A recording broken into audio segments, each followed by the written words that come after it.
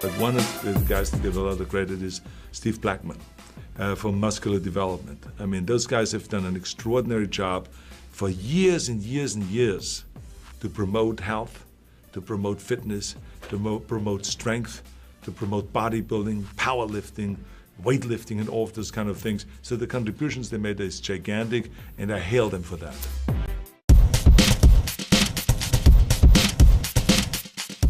Welcome back to Muscular Development's Power by World Power and Body by Kurt Cheddick. Anyway, we're 1 week out from the Arnold Classic. I know I sound very vibrant, but I'm excited because we're here at the Mecca. We're going to train a little bit of chest and blast away, people. Welcome back to the real.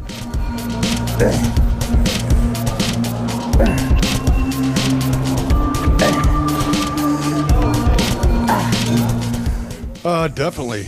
I think that being out for a long time and not being exposed in the media there isn't a lot of pressure for us particularly, and those other guys, they got a show, they're talked about, they're photographed, they're in the limelight all the time, so they gotta show up and they gotta be right.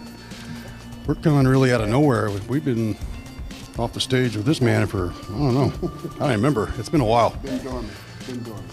And but I do believe that people will be impressed, due to the fact that he's been out a long time, hasn't been in the limelight a lot, and the age factor. I think they're going to be very surprised, and I believe we'll stack up just fine. Got a great full round body, very classic look, and this man knows how to pose and how to present himself. And I kind of think that's lacking a lot. I mean, since that's part of the scoring, we might have some of that in our favor. Nothing's changed. Stretch is still important. Every fucking set. Open that chest up. Keep that cavity open. Keep that fascia tissue happening. One of the best in the game, baby. Age, just a number.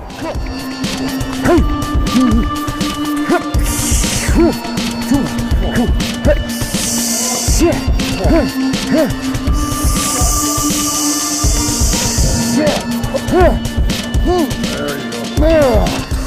45 minutes to an hour. Good chest training, right to the core surface of the muscle. Squeeze. No fancy tricks. Balls to the wall training, baby. Body by Kurt, world power. Absolutely. Every fucking time. Every time. It's a monster shit.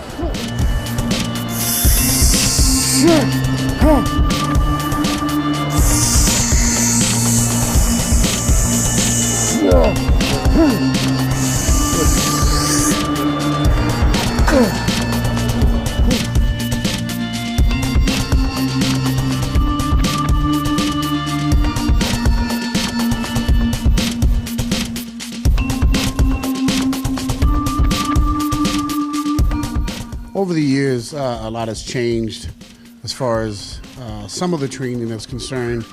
I stay in more of cardio mode these days because of time that passes by, but the training pretty much stayed the same. Basic, hardcore, and because I love what I do, and I always have loved what I did, it's always been a part of the game. So I never dropped out of the realm when it came to training per se. As far as everything else, some of the diet has changed only because of, once again, time. But other than that, everything is right on point.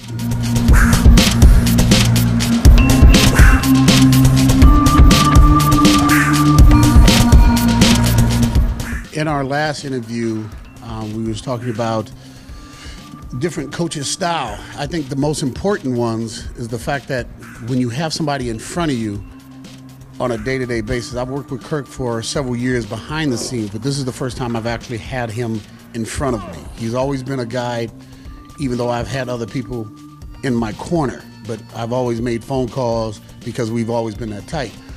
But this is the first time we've worked together where he's here. And that's the biggest difference of all coaches. When you have somebody right in front of you, he can see you on a day-to-day basis. I don't give a shit what you do online and what pictures you send. It'll never take the place of somebody who's on your ass 24/7 and who can see you 24/7.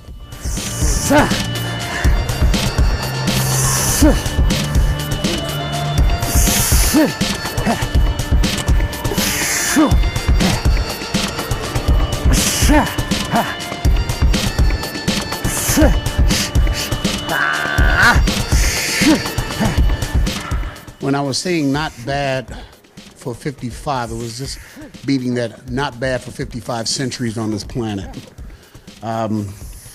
It's been fun. We're going to stick around a lot longer. Age has nothing to do with it. I have no problem competing against anybody, anywhere, anytime.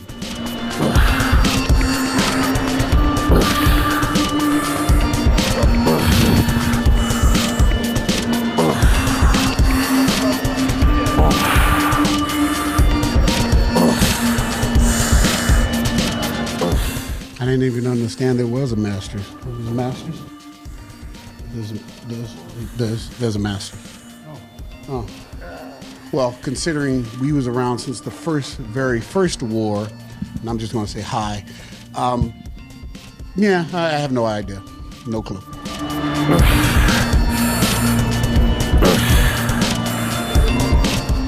This is a two-part question, so I'm going to answer it, and then I'm going to let my coach answer it as well. But the guys who are online and get famous that way, they haven't proven shit to me. They may make some money, but, you know, they're fabricated. You know, kind of like going to Universal Studios. It's like seeing a facade. Until you put your ass on stage and put yourself on the line where you can be critiqued by your peers and by the best of the best, you don't mean shit to me. Not a fucking thing.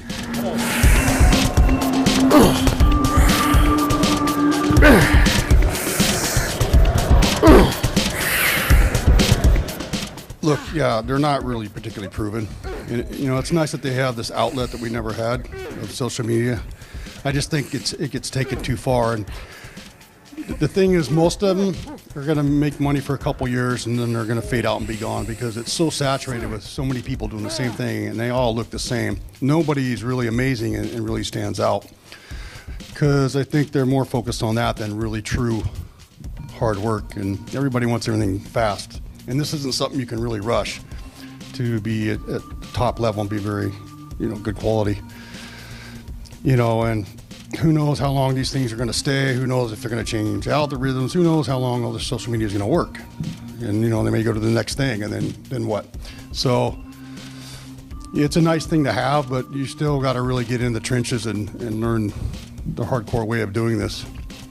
And that's just kind of how I feel about it. I mean, we use social media too, to a certain degree, you know, but it's not our main premise because we've been out a long time and we're known, and we've done it the hard way, you know. So it's a positive and negative thing. It just depends on how an individual deals with it, you know. Some people are just too obsessed, and it's too much about that. And like I said, I think it's a fad. It's not going to go on forever. I'll go up there this weekend and practice more of a routine squeezing. I like all this classic shots. Did you like the shots I was hitting? Way better, yeah.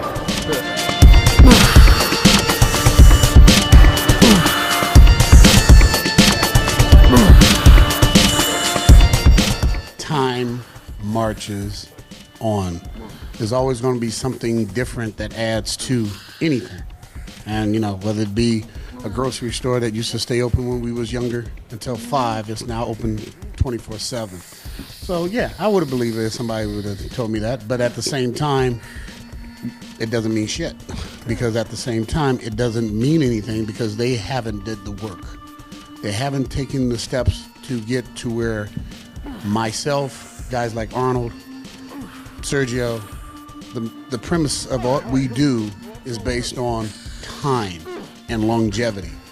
So it doesn't surprise me. It's a shame, but nevertheless, they don't mean a thing until you put it on stage.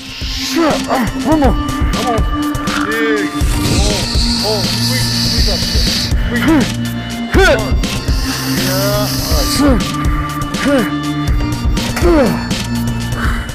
Well, since I've been around since the beginning of time, I don't see why one should limit their expectations on anything. If you feel good, you do it. Most people last I checked, that retired dies. And that doesn't mean, and that's from all sports. I mean, look, Papa Joe at Penn State, he was rolling along fine. They got him out of there, nothing else to do, life got born, dead.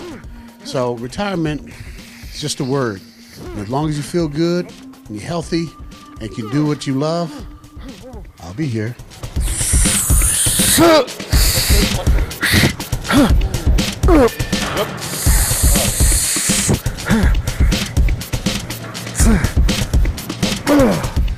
Yeah, I mean, I have ideas. We're talking to a promoter right now about him competing in a show after. But I really want to focus on the Arnold first and see how that goes for him and see how he feels. And, you know, how the mindset is, the body, and then, you know, that. And then we'll go from there, you know. Like you said, he can go for as long as he wants to do it. And we'll keep going. But for now, I don't really want to disclose anything, but we got a couple of things we're talking about. So.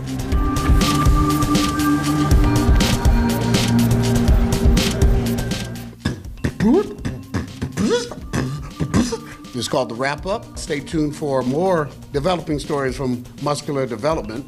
I'm Big Will Harris. I'm BBK Kirk Chittick. And this is live, 1 week out from the Arnold. Vigorous and ready to play.